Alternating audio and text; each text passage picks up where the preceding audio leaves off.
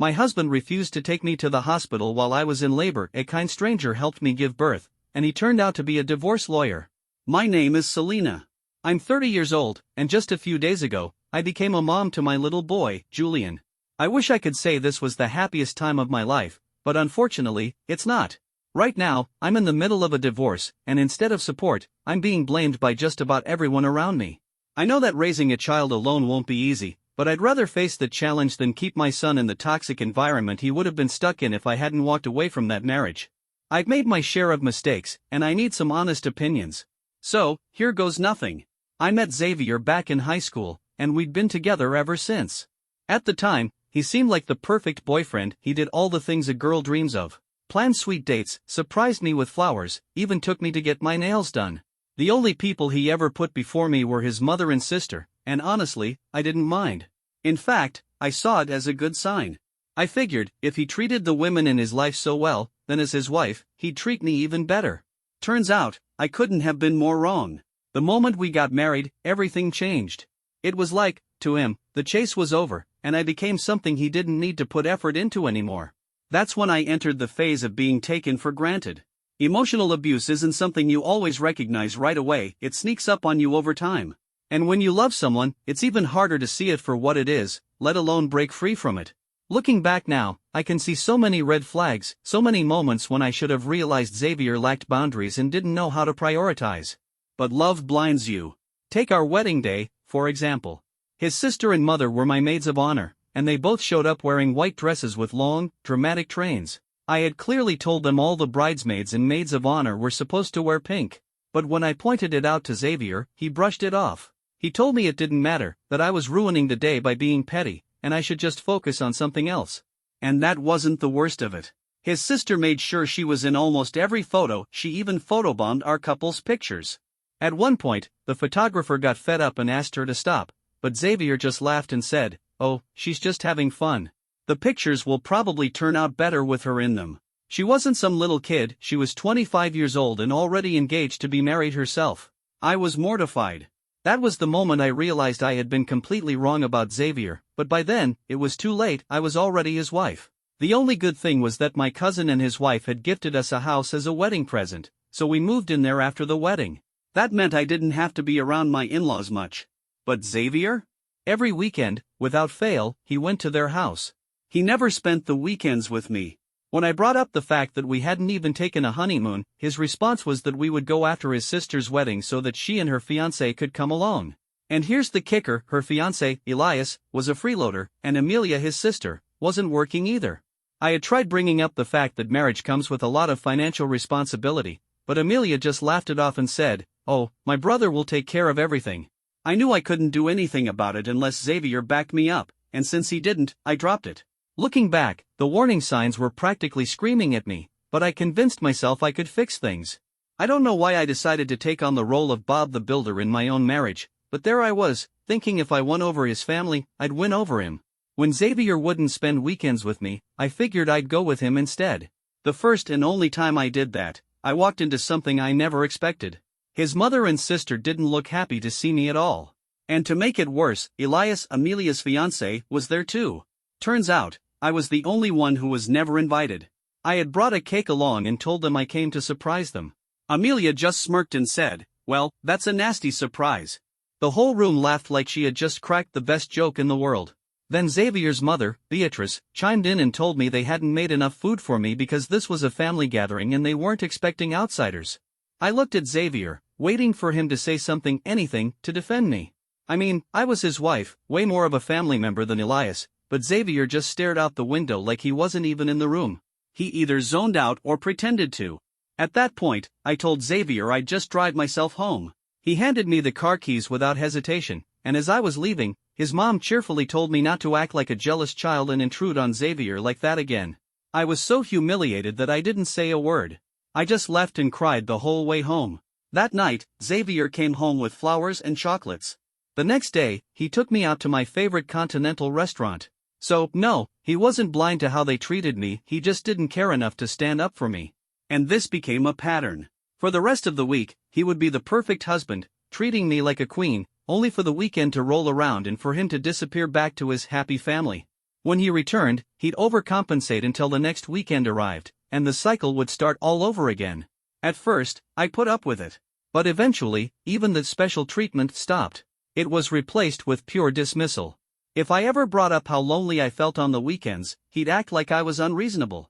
He would tell me I needed to understand his duty to his family, that by now, I should be used to his weekend brunches with them. And if I pressed the issue? He'd accuse me of overreacting. I was miserable, and I finally broke down and told my mom about it. Her advice? She said that if Xavier and I had a baby, I might not feel so lonely, and maybe, just maybe, he'd spend more time at home.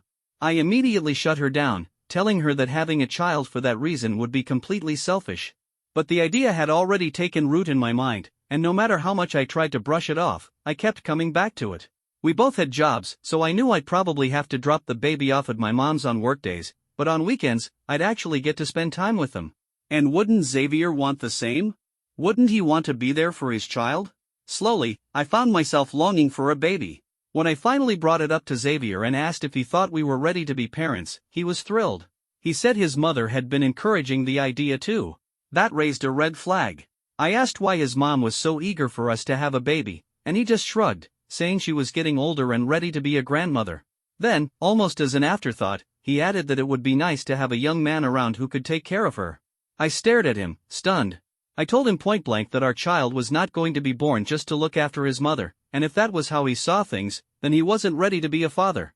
We argued, and just like that, the baby conversation was off the table. Then something strange happened. Suddenly, Xavier started staying home on weekends. He went back to treating me the way he used to before we got married, showering me with attention, making me feel loved.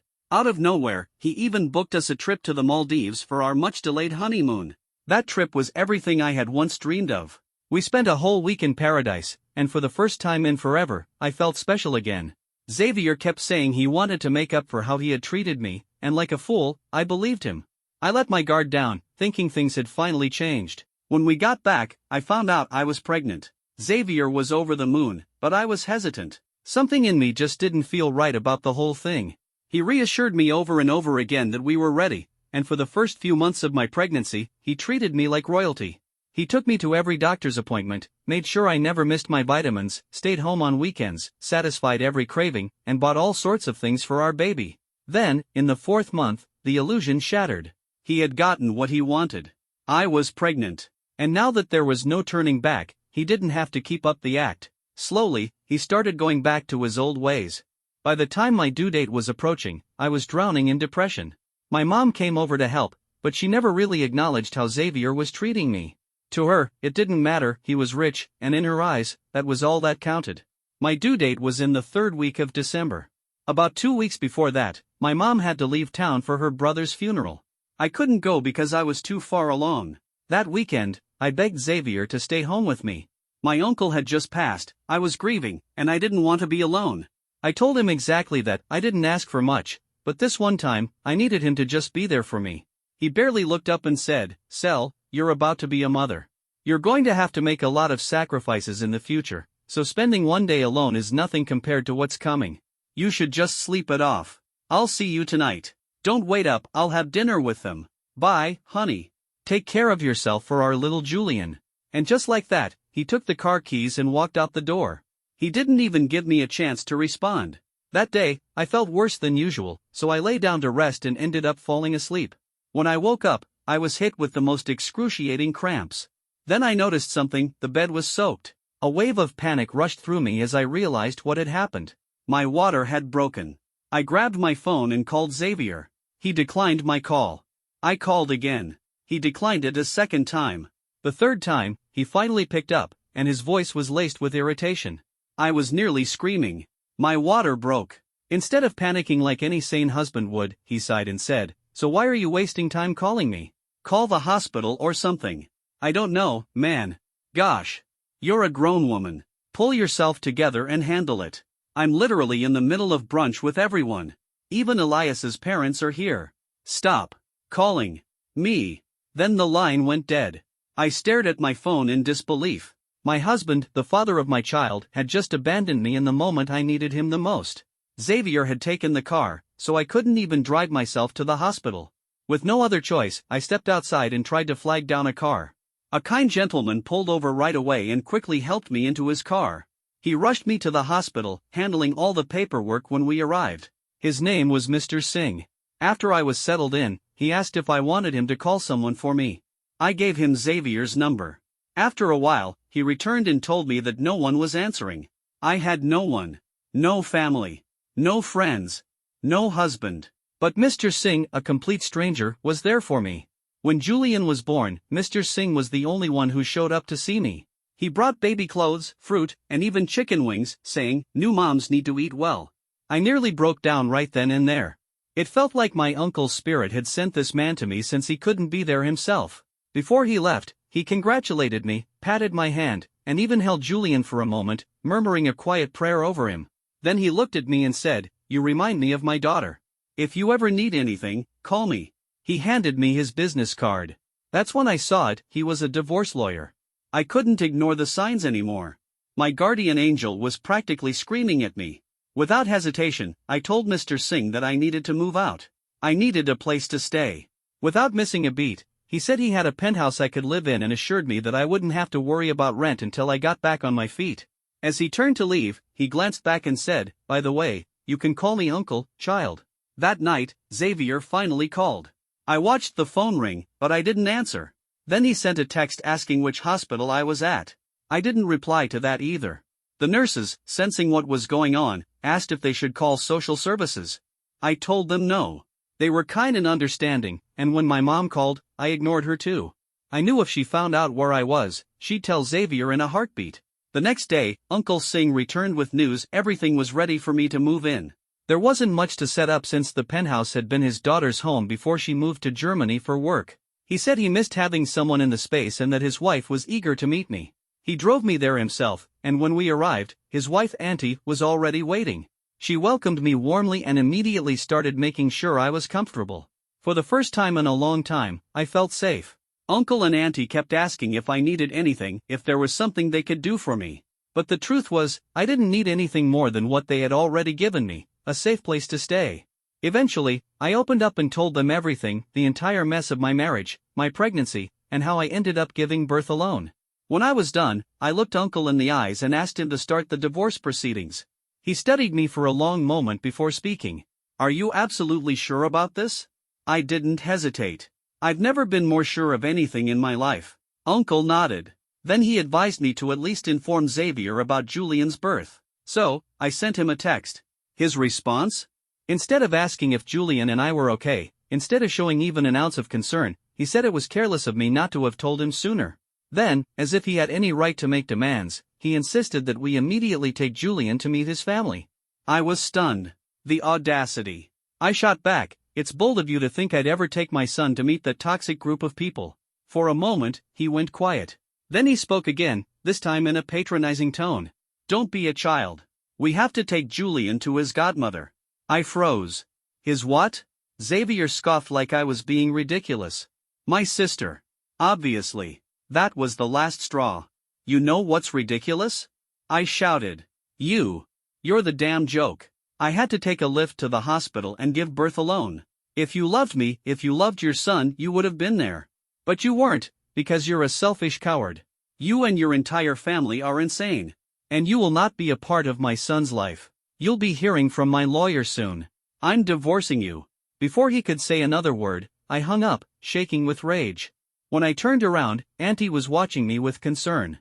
"That man is not a man," she said flatly. "He's a child." For the first time in what felt like forever, I laughed. A real, genuine laugh. But the peace didn't last long. Not even an hour later, my mom called, already on Xavier's side. She didn't ask how I was doing, didn't ask about Julian, nothing. Instead, she launched into a rant about how terrible I was, saying Xavier had just called her in distress. "They're pressing charges," she said. "They say you separated Julian from his family. You're a selfish mother who only thinks about herself, and they're going to take you to court for custody." I couldn't believe what I was hearing. "Let them try," I snapped. "I know I'll win. There's no way in hell they're taking my son from me." I hung up before she could say anything else and decided right then that I wouldn't take any more calls from my so-called family. I needed to focus. I already had a job, but I knew that raising Julian alone wouldn't be easy. So, I started applying for freelance work to supplement my income. I wasn't going to rely on anyone, I would make sure Julian had everything he needed. Then my phone started buzzing again. This time, it wasn't just my mom. It was Xavier's family. My mother-in-law. My sister-in-law. Even Elias's entire family. Hate texts flooded my phone. They called me names, blamed me for breaking the family, accused me of being a villain. Then the threats started. They said they would find my address and take Julian by force. The only thing saving you right now is that we don't know where you live, one message read. Otherwise, we'd come over and teach you a lesson, you stupid. I couldn't even read the rest. My hands were shaking too hard. Auntie must have noticed, because she gently took my phone from my hands. Her face hardened as she read the messages. Then she spoke, her voice firm but kind. You are going to eat. Then you're going to rest. I'll look after Julian until you wake up. And you are not going to check your phone or stress about any of this. I started to protest, but she wasn't having it. Your uncle will handle everything. And when you wake up, he's taking you to the police station to file a restraining order. I nodded numbly.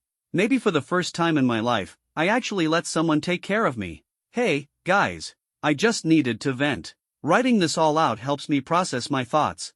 Right now, I'm sitting in a bathtub, trying to clear my mind before heading to bed. But one question keeps gnawing at me. Did I do the right thing by keeping Xavier away from Julian? I mean, I know he's a terrible role model. There's nothing good Julian could learn from him. But still, will my decision affect my child in ways I can't predict? Will he grow up missing something? Ida? Update. I've been reading your comments, and as much as I hate to admit it, you're right. Divorce is bound to have some impact on Julian. So will growing up without a father. But honestly? I'd rather he have no father than have Xavier as one. The good news is, he won't be missing love. Uncle Singh and Auntie have already embraced him completely. I spoke to Uncle's daughter yesterday. She's a scientist, living in Germany. I told her everything, how I ended up in her penthouse, how her parents took me in.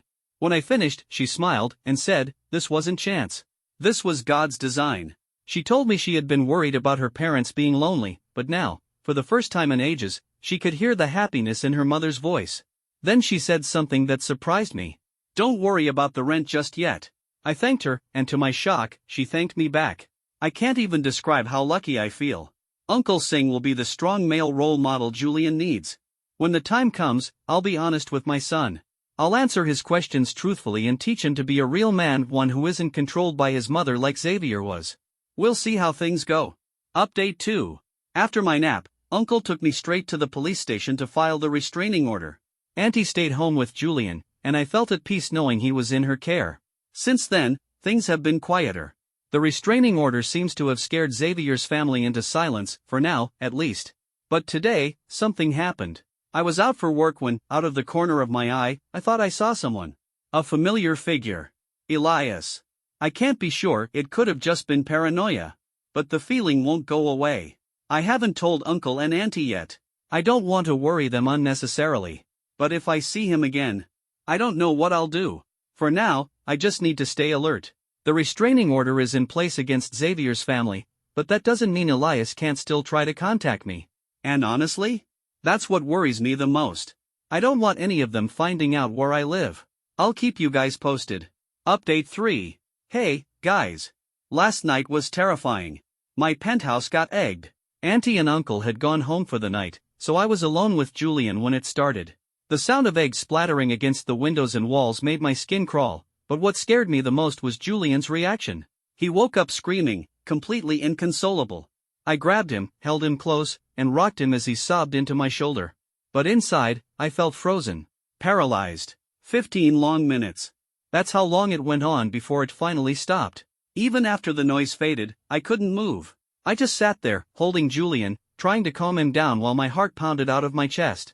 When he eventually fell asleep, I laid him on my bed and stayed up the entire night, too shaken to close my eyes. The next morning, Andy showed up, absolutely frantic. She begged me to move in with her and her parents, but I refused. That won't change anything, I told her. If I move, then next time, it'll be your house getting egged. She knew I was right, but that didn't make it any easier. I'm almost certain Elias followed me home, but suspicion isn't enough for legal action. There's no guesswork in the law. So, for now, all we could do was file a vandalism report against unknown perpetrators. Uncle isn't taking any chances, though. As I type this, he's getting security cameras and a whole new system installed. Also, our court hearing is next week. I'll keep you guys updated. Update 4. I'm exhausted. This is going to be a short one because I just need the hearing to be over. The drama is getting ridiculous at this point. Last night, Elias tried to break into my home. Thankfully, the new security system worked. The second he tried to get in, the alarm triggered, and 911 was alerted. The police got there fast and caught him red-handed. He was wearing a black balaclava. I don't even want to think about what could have happened if he had succeeded. During interrogation, it came out that this wasn't just some random act. They had a plan: kidnap Julian, make it look like I was a careless mother, and use it against me in court to help Xavier win custody. But Elias getting caught changed everything. Now, not only is there no way in hell they can win custody, but some of them are about to end up in jail. Update 5. Xavier's family is, of course, denying any involvement in the kidnapping. Yeah. Shocking. But the best part? Elias, who had been so obsessed with Amelia, so willing to do anything for her, has been completely abandoned. Not a single person from his so-called family has even visited him in custody. Karma is sweet. We had our court hearing today, and Uncle absolutely shredded Xavier in there. It's looking really good for us. But the real kicker? After the hearing, as I was leaving, Xavier ran up to me and grabbed my hand. "I've realized my mistakes," he said, all dramatic. "Please, come back. Let's be a family again." For a second, just a second, I felt tempted. Not because I wanted him back, but because I knew how easy it would be to fall into old patterns. I had forgiven him so many times before. But then I remembered every single time I had given in. Every single time he had promised to change. And every single time he had proven that he never would. I pulled my hand away. "Save your tricks for someone else," I told him. "You need to grow up." A man who doesn't know how to act like an adult has no business trying to raise a child. A child raising a child? That's unheard of. Boom. Mic drop. He just stood there, stunned, as I got into Uncle's car and left. I mentally fist-pumped for that one. What do you guys think? Was that a solid comeback? Face with tears of joy. Also, wish me luck for the next hearing. Update 5. Guess who got full custody of Julian and a massive child support check? That's right. Your girl, Selena. The only thing Xavier got was visitation rights. Honestly, I could appeal and probably win, but I've decided not to. I don't want Julian growing up and resenting me for keeping him away from his father. But I did set one condition. Xavier is never allowed to take Julian to see his mother or sister. If I find out he's doing anything shady behind my back, I won't hesitate to fight for his visitation rights to be revoked. On the bright side, my career is taking off. I landed a high-paying freelancing job to go along with my regular one. Plus, I started a blog for single moms, and it's already gaining traction. I've even gotten a few sponsors. This new mom life? I love it. I love being Julian's mom. Also, major update on my own mom.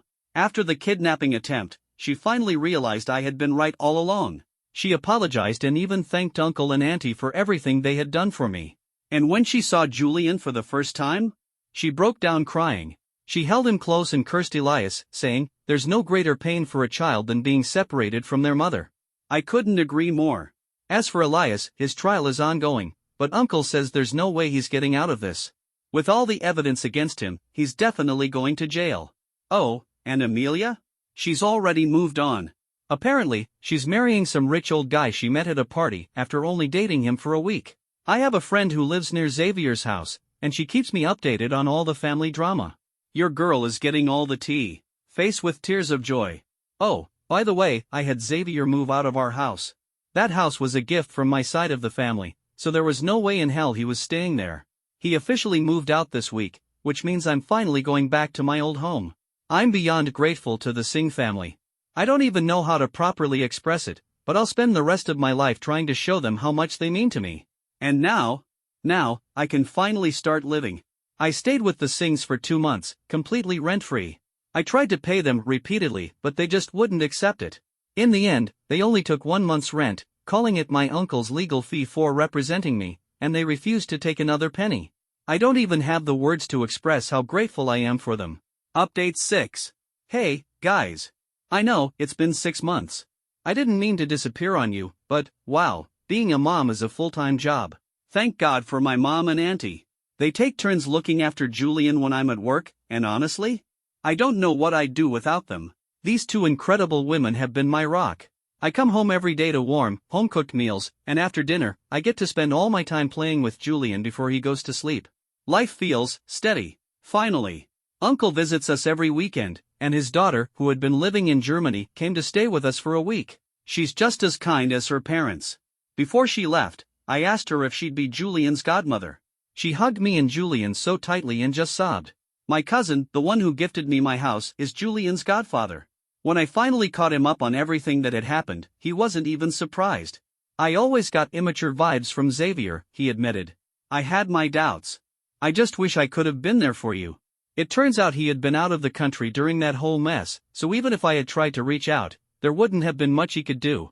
But still, it meant a lot to hear that he had seen what I refused to see back then. These past few months have been full of Julian's firsts. He learned to roll over. Then, he started trying to crawl. And this one's my favorite, he said his first word, B. My mom swears it was just a random noise, but hello? He loves his little bumblebee plushie. I'm taking it as a win. Xavier has been sending new toys for Julian every month. Last week, he came to visit, and honestly, it was awkward. It hurt. Because here was the man I had once loved so deeply, the man I thought I'd spend forever with, and now, he's just a stranger. But I guess that's life. Bad things happen. People change. And all we can do is keep our heads up and move forward. I left Xavier alone with Julian for a while, figuring it would be good for them to have some time together. It actually worked out. I got a ton of work done while Xavier watched the baby. By the time I finished, Julian had fallen asleep on Xavier's chest. He looked so tiny and fragile curled up against his dad, and Xavier, who was half asleep himself, held him so protectively. Something in my chest ached. Not because I want Xavier back, but because this could have been our life. If things had been different. If he had been different. My therapist told me that it's okay to feel this way. That it's human to mourn what could have been. And that I shouldn't feel guilty for feeling sad about Xavier. So, I let myself have that moment. Then, I pulled myself together, took a picture of them, and later, I had it framed. On Xavier's birthday, I gave it to him as a gift. He just stared at it for a long time. Then, he looked up at me and simply said, "Thank you." There's a change in him now. A shift. Becoming a father has forced him to grow in a way he never did before. It's a change that was long overdue. And while it's too late for us, maybe, just maybe, it's not too late for him.